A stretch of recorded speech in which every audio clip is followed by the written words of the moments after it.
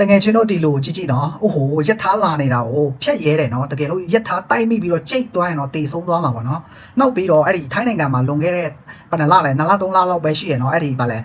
အဲ့ဒီပတ်ကားကိုအမီးရထားဝင်တိုက်တဲ့အကြောင်းကလေ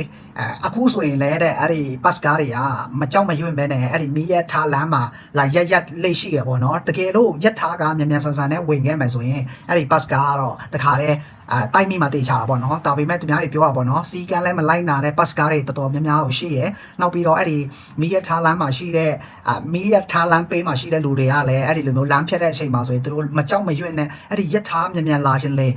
ဖြည်းဖြည်းလာရှင်နေပေါ့နော်သူတို့ကအဲ့လိုမျိုးတွေဖြတ်ကြလေးရှိရဆိုပြီးတော့ပြောတယ်နောက်ပြီးတော့မီးရထားနဲ့ဆိုင်တဲ့လူတွေကလည်းအကြောင်းကြားတာပေါ့နော်မီးရထားလာတော့မယ်အဲ့ဒါပတ်ကားတွေတော့ပြောရင်လည်းပတ်ကားတွေက